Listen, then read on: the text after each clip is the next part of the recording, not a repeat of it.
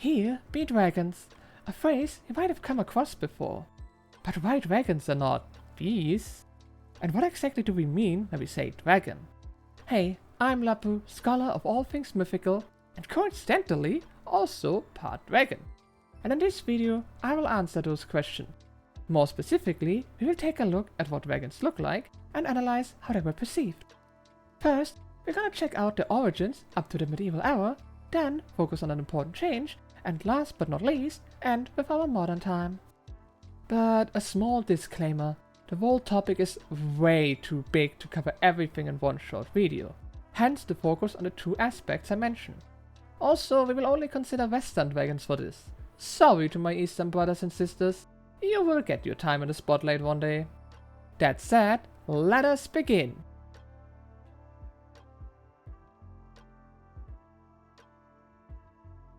Before we jump into more specific examples, let's have a look at dragons in general. Beginning with the word dragon itself, which comes from the Greek word drakon, or drakon Latin, and it means serpent. Indeed, the earliest dragons were very similar to serpents, but of course, that is not all. Their physical appearance was quite inconsistent. As long as it was very big, heck even giant, it had scales and some serpentine features. Almost everything could have been seen as a dragon. Some of them had wings, and others didn't. One might have breathed fire, while another one had poisonous fangs. But there's one thing most of them, perhaps even all of them, had in common. They were pure evil, instinct-driven beasts, and chaos incarnate. Unlike your modern villain, there was verily a tragic backstory and no room for negotiation. A dragon was like a natural catastrophe, devastating, indiscriminate, and unstoppable. And yet they usually were no gods, closer to supernatural beings, but still part of the animal kingdom. And nowadays we call the lion the king of the animals, then in ancient times that position belonged to the dragons. They were considered to be the pinnacle of the zoological chain, standing above all else. Hugh of Builo, God, I have no idea how to say that name, described them in his aviarium as the dragon, the greatest of all serpents, is the devil, the king of all evil. As it deals death with its poisonous breath and blow of its tail, so the devil destroys man's souls by thought, word, and deed. Now let's look at a few examples. First, I want to look at one of the oldest Western dragons, Nidhogg. Its appearance is kinda unclear, as it varies between the different stories in which Nidhogg is mentioned. But it was serpent-like, well, of course. Probably had black scales, and in some versions it also had wings. The rest, I guess, is up to imagination. So, to understand how Nidhogg was perceived, I want to take a quick look at 3 different stories. In the first one, Nidhogg lives at the roots of Yggdrasil, the world tree which holds the different realms. There it eats away at the tree's roots. In other words, it is slowly weakening the foundation of the cosmos itself. In this story, Nidhogg symbolizes decay and erosion. In a way, it maintains the cycle of life and death. Which is to say, nothing is immortal or eternal. Not even the cosmos. In another story, Nidhogg lives in Astron, a place in the underworld where only the worst criminals end up. Here it feasts upon the corpses of murderers, oath-breakers, and other horrible sinners. Here we get a completely different understanding of Nidhogg.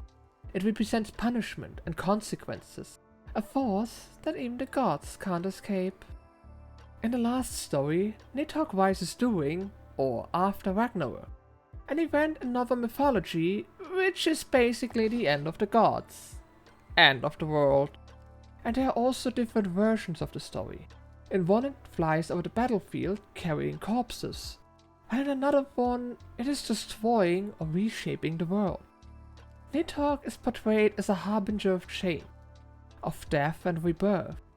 It shows that destruction leads to renewal, and that chaos will bring change. So, no matter which story we look at, Nidhogg is an incredibly powerful and inescapable force, but in a way, also a necessary evil. Everything has to end, everything has consequences, and change is inevitable.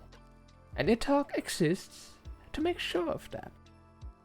Now, let's look at one of the most famous dragons, existing in both Northern mythology as well as Old Germanic mythology, the greedy Fafnir. Here we have a special case, because Fafnir wasn't born a dragon. Depending on the version of the myth, he either was a dwarf, or the brother of a dwarf, or something similar. For his story, I will focus on the main plot points that are more or less consistent across the different versions, and mostly ignore the different details. So in short, Fafnir killed his father, took the hoard of gold, which was meant to be split between him and his brothers, fled into the wilderness, and turned into a dragon. Told you I'm gonna make this quick. This is where we have some differences between the stories. In one story, he uses a cursed helmet. In another one, he might have used shape-shifting abilities. Either way, in his new form, he greedily watches over his treasure, even sleeping on it, so that no one could ever take it from him. In the older versions, he's snake-like without wings and thus flightless. In later versions, it is mentioned he had shoulders, meaning he might have had wings or legs, or perhaps even both. Unlike Nidhogg, was more like a necessary evil, Fafnir is a prime example of greed. You would even say he shows what happens when greed goes a bit too far, turning you into the worst monster and an instinct-driven beast, although in some versions he kept some of his mind. It is also important to mention that Fafnir was slain at some point, and Sigurd, the one who accomplished this, earned a special ability after coming in contact with the dragon's blood. How and what differs once again, but that is a topic for another video.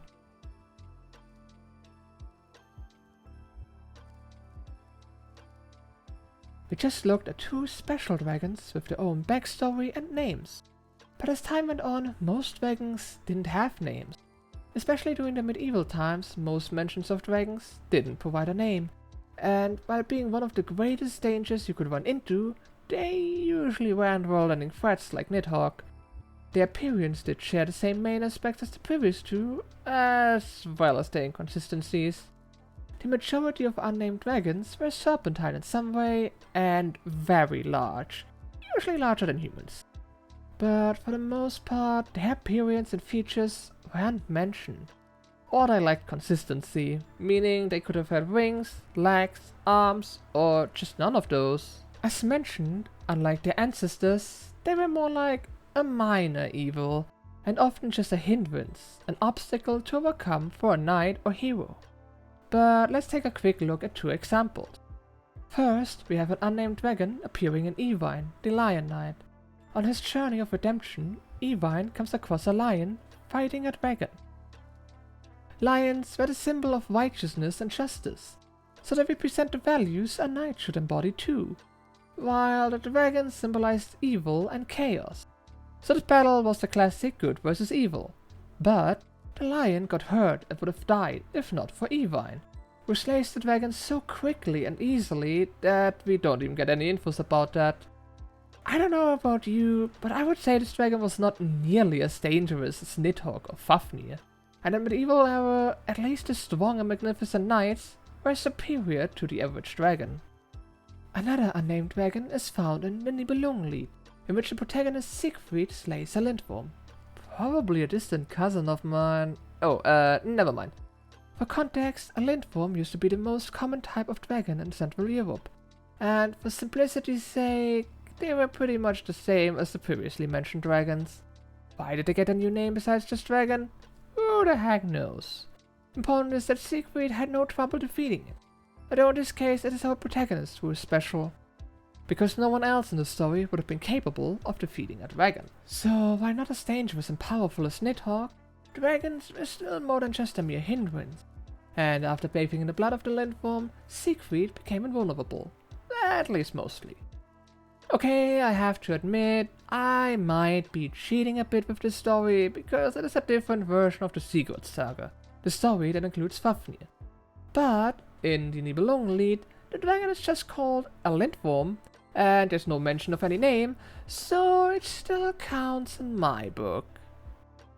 Now that we had a look at some of the old dragons, and established that they have been a common appearance in stories for a very long time, we should move on, for their reign wouldn't last forever. So let's find out what caused such a drastic change.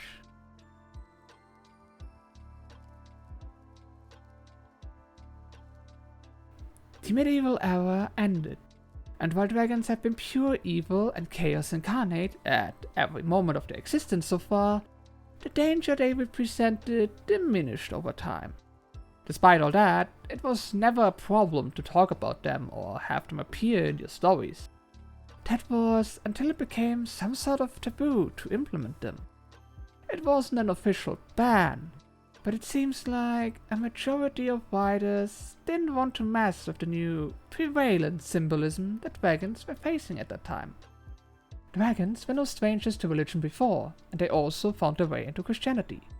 I'm not an expert on religion or Christianity in this case, but I know that it often either took in parts of other beliefs or tried to get rid of beliefs that it didn't like. Luckily, dragons with their evil and chaotic nature made for good symbols, and so they got their own small role in it. To be more specific, in the Book of Revelations it reads, "The great dragon was hurled down, that ancient serpent called the devil, or Satan, who leads the world astray. He was hurled to the earth, and his angels with him." In this case, Satan is described as a red dragon, and like every dragon worth its name, he was evil and wanted to plunge the world into chaos. But there's a problem. The Book of Revelations was written way earlier than the sudden taboo, and as we saw, this comparison wasn't necessarily a secret. So what happened? Well, the Age of Enlightenment happened, and with it the rise of fantasy as a genre. But instead of taking the rightful place as the kings and queens of evil, dragons were absent. Benjamin Disraeli, again I don't know how to say those names, even described it as boars succeeded to dragons. The critic Ruth Berman gave a possible explanation. The reluctance to use dragons was probably a result of the too rigid identification of the dragon with the dragon of the Book of Revelations, that is, Satan. Not the dragons changed, but the world around them, and how people handled evil beings, especially those mentioned in the religious text. It took until the 20th century for dragons to make a comeback, because, as we all know, taboos are meant to be broken, and for our great serpents, the heroes who did that were children's authors and no other than J.R.R. Tolkien. This wasn't a simple revival though, because the way dragons were perceived changed quite drastically. For now, we will focus on how Tolkien saw dragons and in which way he implemented them into his famous story. Here we see familiar but also new aspects. First of all, most of Tolkien's dragons are wingless, with some exceptions, and some of them breathe fire while others have a noxious breath. This is basically how dragons were described since the beginning, only missing the explicit serpentine features. These similarities are no coincidence though, because Tolkien was a big fan of the old dragons. Many of his own dragons are references to the great evil serpents from the past. For example, Smaug is a reference to Fafnir, and there's more to this example, because his dragons in general are closer to how Fafnir was depicted. They were no instinct-driven monster of destructions, although they did cause a fair amount of destruction. But instead, they have a certain intellect and a good memory. Smaug even memorized all his treasures, to the point that he would notice even a single missing goblet. In Tolkien's stories, dragons were a symbol of disorder, the cause of a shift between peace and war. This was not just a mere revival of the old stories, but an adaptation with a new purpose, to serve a new end. Dragons kept their basic nature, comparable to natural catastrophes, and killing one included a lot of luck. But Tolkien and other authors expanded on them. Dragons gained intellect, and in some cases were even allies to humanity. this would pave the way for many more dragons in our modern time, of new interpretations and even more variety and depth. So let's continue with the dragons of today.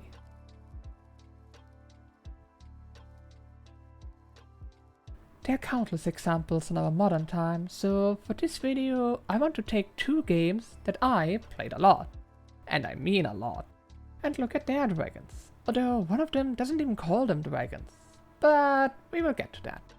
Small disclaimer though, I'm no lore expert for neither of these games, so mistakes and misinterpretations are possible. So take what I say with a bit of grain of salt, will you? First, let's explore the world of Dark Souls. Dragons have their own history and an interesting development throughout the game. We will start with the physical appearance. The first known dragons are probably the ancient dragons in the Age of Ancient. And while we do see some in the opening cutscene and find one later in Dark Souls 1, the only description we get is that they are everlasting because of their stone scales. Especially looking at Sif the Scaleless, who looks quite different from his brethren, and yet the only significant difference that is mentioned is him missing those stone scales. So it seems fair to assume that their appearance could have been inconsistent, just like the old dragons in mythology. In this case, the stone scales would be equivalent to the serpentine features as the one consistent and recognizable feature. In the actual games, the dragons you encounter are quite different from those, way more inconsistent in their appearance and sometimes corrupted, warped, or simply adapted to the environment. To name just a few examples, there's the Gaping Dragon, which has a rather serpentine head, the Undying or Dead Dragons, bird-like Wyvern who breathe lightning, and the poison-breathing dragon Sin. Just like in reality, dragons change, and their most important defining trait, their stone scales, slowly disappeared and made place for an even wider variety. But how are dragons perceived in this world? In the Age of Ancients, it's pretty clear that they were seen as the arch-nemesis of everyone and had to be defeated. So in other words, they were the biggest evil, ruling over an unformed world shrouded in fog. Which sounds pretty chaotic to me. But that would change. After their defeat, they were still a threat, and certainly not an enemy you would want to go against. But I think it's reasonable to say that they weren't the biggest problem anymore. And in the third game, they had become allies to humanity. You can argue that this happened way earlier, as the Nameless King sided with the dragons not too long after Gwyn established his rule, but it took a while for that to become more than just an exception. In every game, there's also a way to worship dragons and enter a covenant for that purpose, something that is kinda similar to how dragons appeared in religions in our reality. In Dark Souls, humans even tried to become dragons themselves, which usually ended in failure, either in the form of imperfect worms, man-serpents, or similar ways. The man-serpents are an interesting case, because if a failed attempt of becoming a dragon turns you into a serpent, we can assume that serpents are somewhat linked to dragons, which in turn means the dragons of Dark Souls are even more similar to real dragons. And let's not forget the clear connection to Fafnir here. So in the Souls games, we see parallels to the history of dragons in real life, the changes in their appearance, as well as a good example for how big the variety in types of dragons has become. Also, how dragons turn from pure evil monsters of destruction to trusty allies of humankind. Let's switch to a different game. One that is full of monsters, of which some are dragons. Monster Hunter is all about hunting said monster. Lucky for me, the game even categorizes them, and a good amount resembles dragons in some way. There are Piston Wyvern, Bird Wyvern, Snake Wyvern, and of course, Elder Dragon, to name just a few. With so many monsters to choose from, let us take the most common one as an example. Vathian and Vatalos.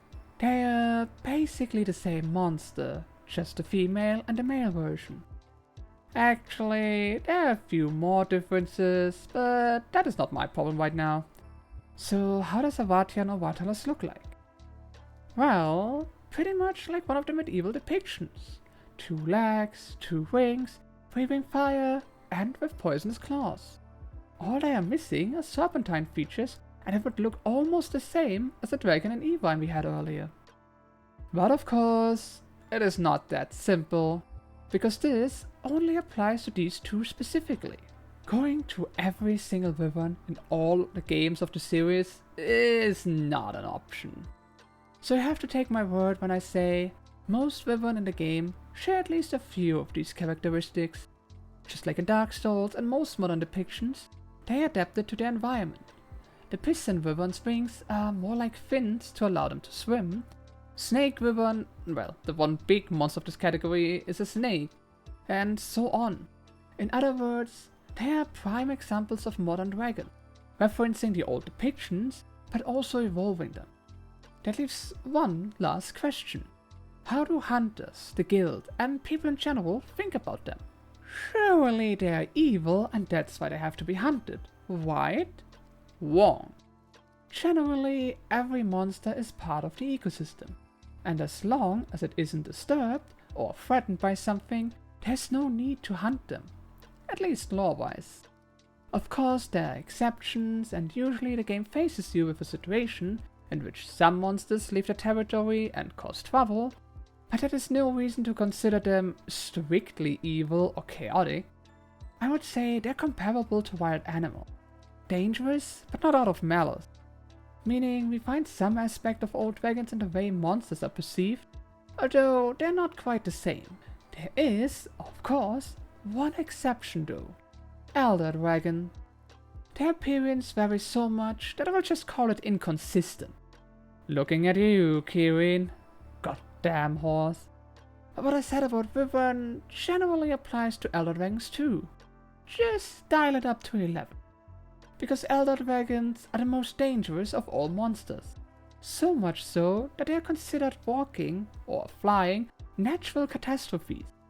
Some are even said to be capable of bringing the entire world to destruction.